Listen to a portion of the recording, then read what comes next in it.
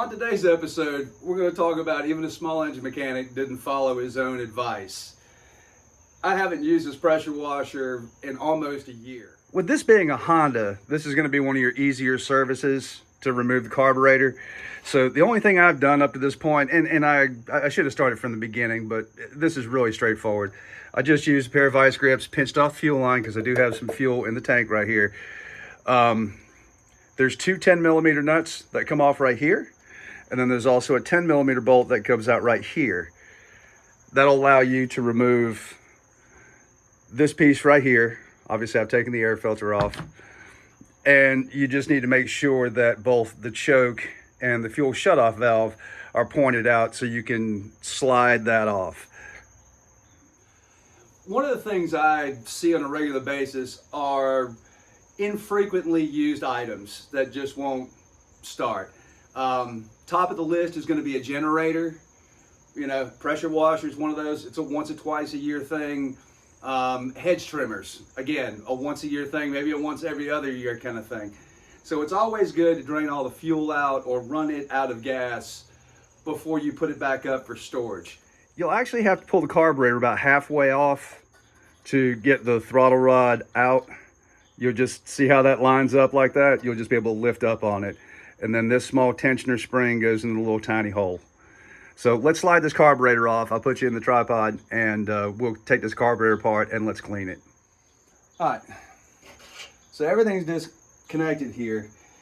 Again, you're gonna need your 10mm. So this is like your bowl slash screen. And then the one on the very bottom is going to allow the bowl to come out. Oh, God, I'm giving myself a good talking to. So, let's see if I can do it like this. Get some decent. So I got a bunch of crud in the bottom of the bowl. Most of this gas is evaporated. So we're gonna clean this. I'm trying to be, because I don't have a kit handy here. I don't know if you can see that. There's, I guess, my little layer of crud that sat in the bottom. Now, you know, this is non-ethanol gas, but what you really have to keep in mind is that, you know, even with non-ethanol gas, you really only have like a 90-day window. Always remember to use something non-reactive to aluminum, you know, heavy-duty degreasers. You know, I'm not going to sweat over the little bit of stuff that's on the outside of the carburetor, but I do want to be able to get in here. You know, this was a scrub brush and some simple green. We've got a little ways to go, so I'm going to get some detail stuff and get the gook out of this O-ring groove. We will have to remove the jet that's in there, and I'll show you how to do that. This came out nice, and I'm going to have to do something with the rust in this bowl. I've got a very tiny attachment for my drill. It's like a little mini wire wheel. So in order to get this jet out right here, you'll probably have to take a normal screwdriver and file or grind down the sides. There's normally a flare right here that won't allow you to get into the throat of this. We'll unscrew this, and you can unscrew it about half the way, and then these threads right here kind of get in the way, so you'll just have to rattle that out. Let's see if we can't do that. Really straightforward. It's just a flat-headed screwdriver, and this brass jet really has to come out of here. And I think I'm done with the threads at this point in time. You know, you can see I'm down here at the bottom. There it is. She just falls right out. And then there's another piece up top. I'm gonna see if that comes out. Come on. There we go. The pointy end goes up top. That actually sits inside, and this is where the fuel comes out that goes through the venturi right here. So what I have here are micro drill bits. Those are really tiny, and this is a pin vise. So it's got little jaws on there like a chuck to hold. Super duper tiny. And this is so critical when you're doing this. because I won't be able to hold this up to the light. You can only see like a little tiny bit of daylight in that jet.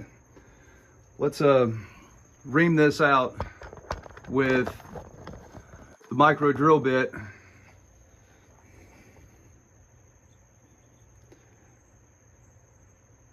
This is a little underside, but I'm kind of using the flutes of the drill bit to just scrape. You know, this is brass. There's going to be some corrosion, you know, from me letting my pressure washers sit for a year. All right, and let's see if I can't show you what that hole looks like. And this is for your main jet, so this is what's going to be causing the surging. We'll talk about that in just a second.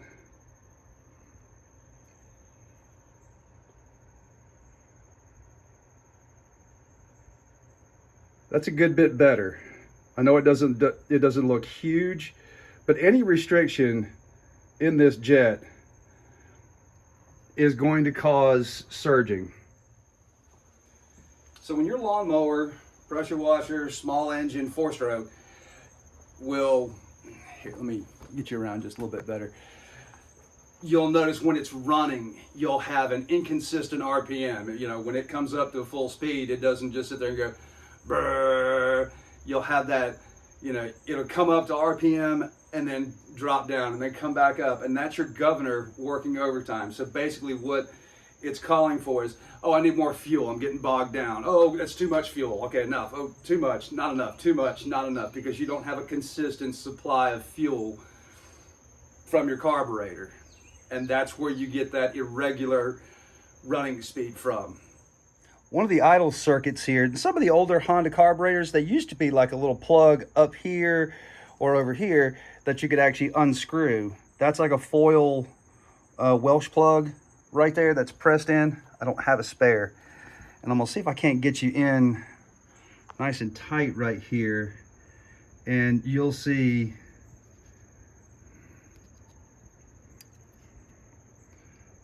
those little tiny pinholes and that little brass jet right there. So what we're gonna try and do with a little bit of brake clean is go in through these ports right here and make sure that we can flush out and we can actually see a good stream of fuel coming out of there. And that will guarantee us a nice smooth idle. Okay, so now we're gonna go into that port right there. There's a small jet in the way, but hopefully, looks like we've got unrestricted flow going to that low speed jet. Let's check here. And then lastly, with the fuel valve open, I want to make sure that we don't have any boogers in the fuel pickup. That looks good. I'm going to get a little bit more detail oriented. And here's what I was talking about. I've got this little tiny wire brush, and I think that'll get up all my rust and debris that's in the bottom of the bowl. It's really important to do that. You know, you've seen how tiny, you know,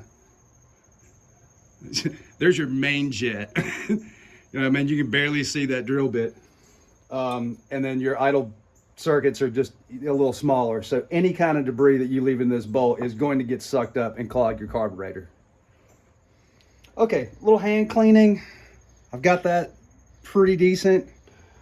I couldn't get everything with my little brush, so I just got in the nooks and crannies with a little sliver of some Scotch-Brite. And it's looking much better.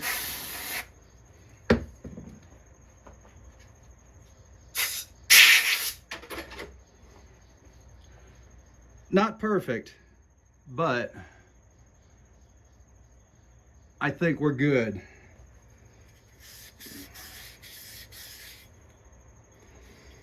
All right, so it's time to put the carburetor back together. First thing we want to do is to take the small end first and drop it down into the main jet. And because this is brass, be careful. Now you want to start, you have to back up and feel where, there we go. That should go back in super smooth. And then just snug. That's all. Don't put a lot of pressure on that. We're going to take our oak gasket and hopefully it will line up in here. It still does. Stay away from carb cleaner or brake cleaner with that rubber gasket. It will deform it. The needle, make sure the point of that is fine. Drop that in. And then you'll have to just line that up. Come on. Get.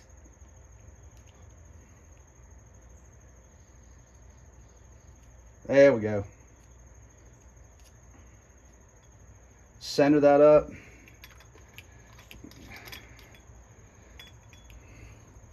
And we'll hand tighten that. I won't use my impact, but that's where that's going to go. So that's your fixed area.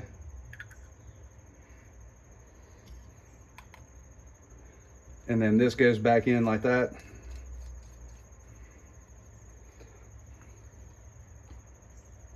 Let me grab a 10mm and I'll snug these two pieces down. Carburetor's back together. What I should have been doing while I was doing all this, sorry I was distracted making a video. I should have drained the rest of this fuel out, and then I'll take a look inside the tank to make sure that there's no issues in there. There's a little screen that's in the bottom of the tank, and we'll probably blow a bit of compressed air in here just to make sure that that line's flowing freely. Okay, tank looks good. No real issues here. This is simply going to go on, and you want to go, like I said, about halfway, and you'll be able to pick this up and drop that in.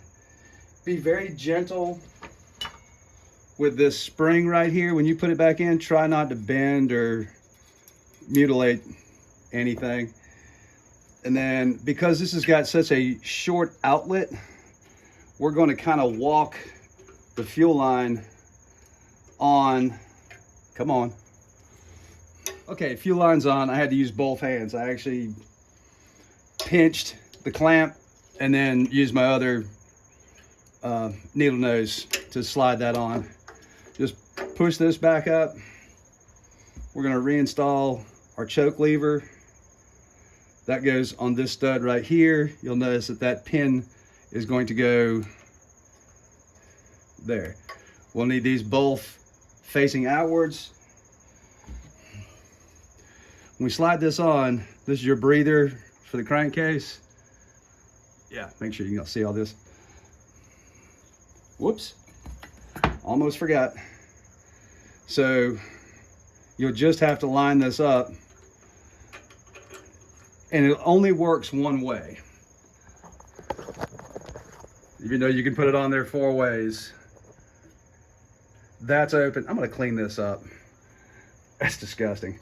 But you see what I'm talking about. That jet's open, that's open, that's open, nothing. That's a perfect match. Don't try and put it back any other way. Okay, got that cleaned up. This is super easy. Again, those face out, and just slide these on. And then just guide your breather tube. Super simple.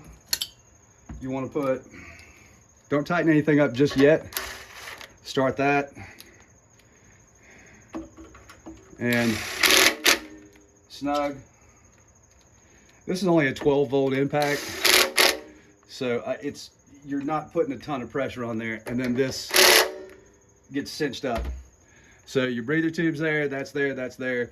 Let's put some gas in this thing, and we'll head outside and fire it up.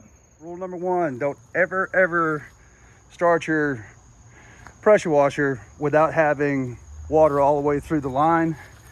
I actually had to use my little micro drill bits because that was clogged up.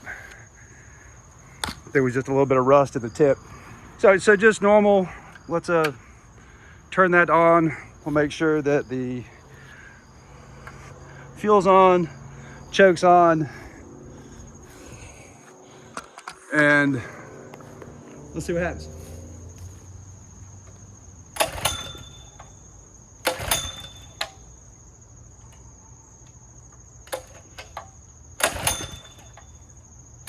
Okay, I'm an idiot. When I flipped the switch, I flipped it to off. I checked the plug, there's nothing wrong with it.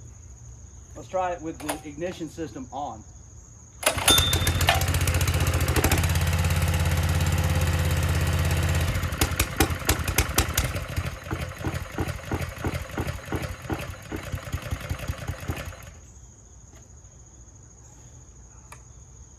Choke.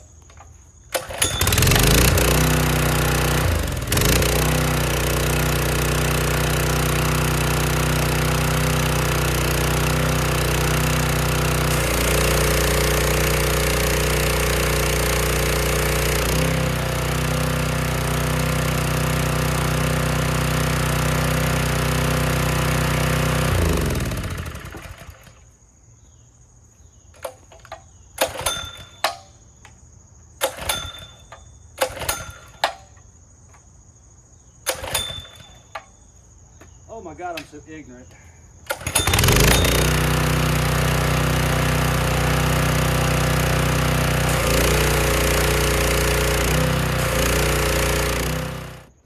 All right, just some closing thoughts for today. You know, your winter storage, I really can't preach on this any harder.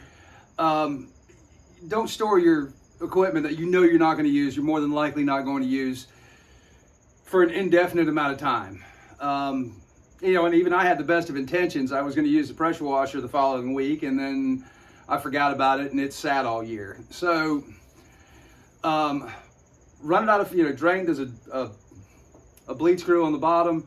Just loosen that up. Let the gas drain out of it. Even for another layer of protection, once all the gas is drained out, you know, maybe take the cover off, spray a little WD-40 on the inside of the gas tank just to keep it from rusting, and put the cap back on, and you're good to go. You know, I've got a neighbor that I've rebuilt his carburetor twice for his generator. So he fills it up with gas, and he'll go out and crank it every couple of months just to make sure it'll start, so when he needs it, he needs it. But, you know, what happens is over time, that gas gets old. It just doesn't have a great shelf life on it. You're still cranking with the same amount of gas until finally the gas deteriorates so bad that it won't run. Or it becomes corrosive, and you got to clean the carburetor, put everything back together, put fresh gas in it. So, and while we're on that, you know, at the end of the season, you know, just pour your gas into your car or whatever for your lawnmower or something. And in the springtime, or, you know, on demand when you need your generator or whatever, go get some fresh gas and then start season with new gas, and you'll never have a problem. It'll crank right back up.